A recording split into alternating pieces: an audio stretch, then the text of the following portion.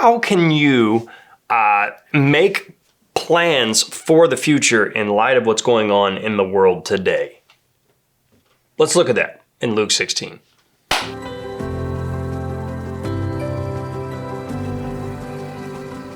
So in Luke chapter 16, we are confronted with like one of the most unusual stories, in my opinion, that Jesus gives.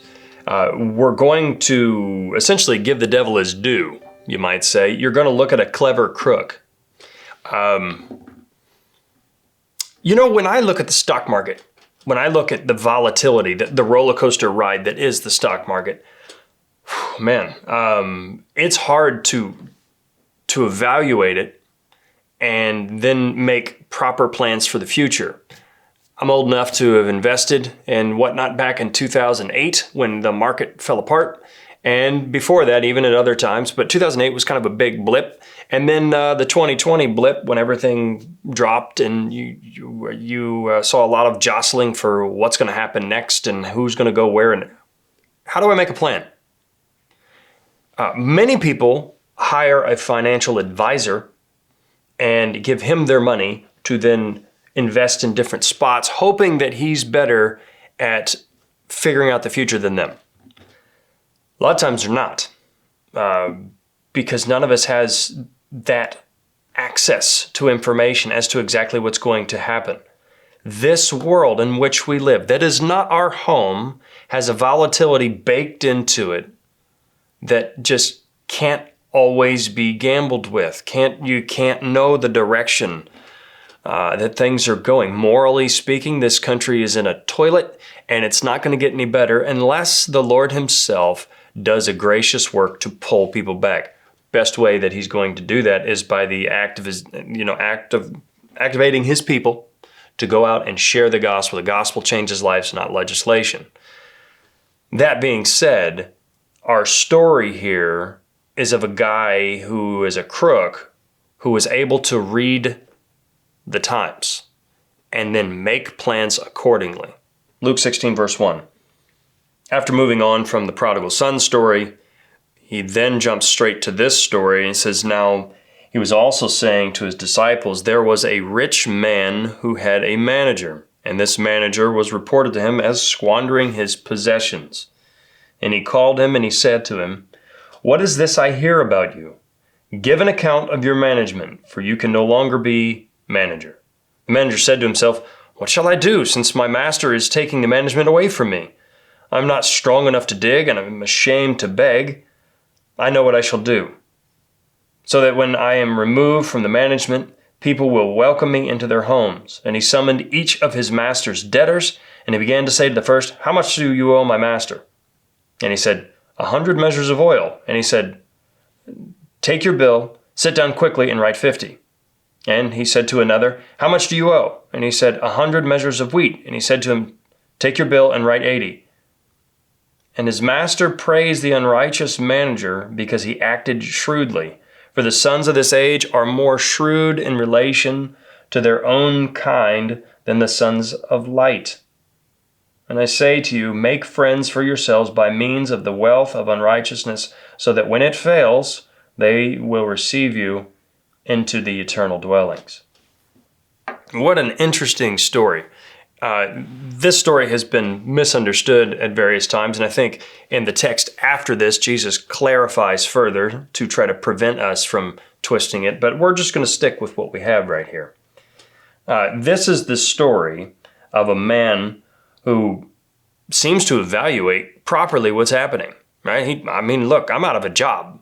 I got to figure out what I'm going to do to eat. How am I going to make it after this? I no longer have this good, cushy job, and I'm unwilling to beg, and I'm too old or weak to dig, to do normal manual labor. So let's come up with a plan to make sure I still have a place to go to when this is over, when this job is gone. And he does that by using his master's wealth to gain friends. It would seem that we have a clever crook who is praised for being clever. And notice the master in verse 8 even praises him. It says, and his master praised the unrighteous manager because he acted shrewdly.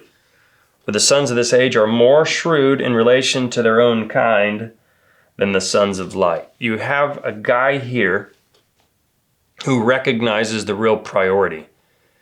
He gets it. The question is, do we? I don't think the Pharisees, who were the target, you might say, of the parables in Luke 15, I don't think they were at all evaluating the situation properly. They think they're righteous. They think they're good with God, and they have a legalistic set of check marks to prove that they are, that make them feel safe. These guys, they don't see themselves as an unrighteous manager. They think they're good. And so therefore, they're not going to make plans accordingly. And we know that the Pharisees are lovers of money, as it says in verse 14. We're apprised of that situation. So they should, again, be able to resonate with this story a little bit. They might even be kind of like, well played by this guy, just like the master was. These guys are unable to see themselves for who they truly are. But you, as a listener of the word, do you see yourself properly? I try to look at my own life and ask these questions. Am I responding properly to the evaluation of the times? Look, this world, if nothing else, should be driving home the point that it's not my home. This isn't eternal. I'm a sojourner. I'm a pilgrim. I'm passing through. And so as a response to that, am I organizing my life in such a way that is making the proper friends? Interesting, by the time you get to verse 9, he says, and I say to you, make friends for yourselves by means of the wealth of unrighteousness, so that when it fails, which would be, money is always going to fail you. We don't live like that. We actually quite honestly believe otherwise if you look at how we organize our lives. But when it fails, as we know ultimately that it will, they will receive you into the eternal dwellings.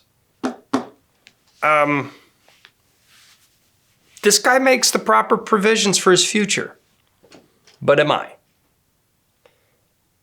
Am I taking the wealth, the finances that have been given to me, and using those things to serve God's people?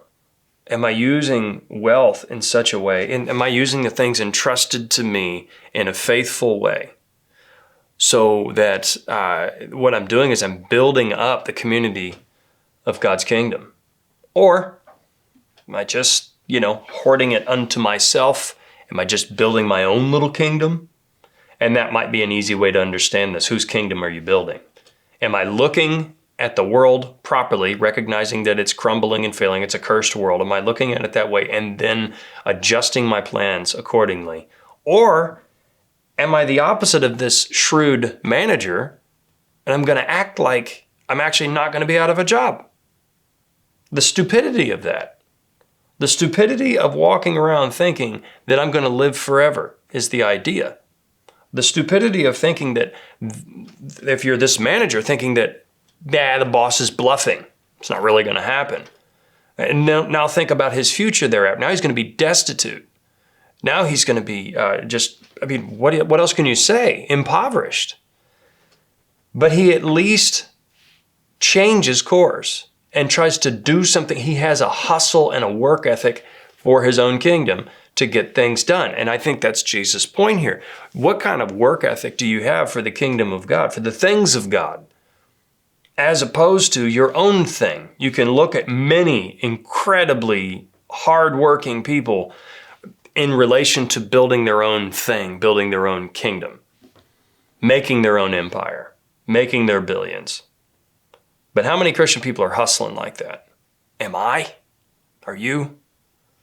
That's inspiring to me. That's encouraging to consider. All right, let's get to work. What are the proper things that I should set in place, the proper priorities in life to try to build God's eternal kingdom rather than the kingdom of my own making? And so there are many things you can think of here. There are many applications. I'd leave that to your own situation. But don't be foolish enough not to make the evaluation and adjust your plans accordingly. This strange story has a way of driving home a point that maybe a story given from another angle doesn't. And that's the beauty of Jesus' teaching. He gets us in so many different ways. He gets to us in so many different angles to drive home the point of God's truth. Hopefully this is helpful for you today. Thanks for joining me. See you another time.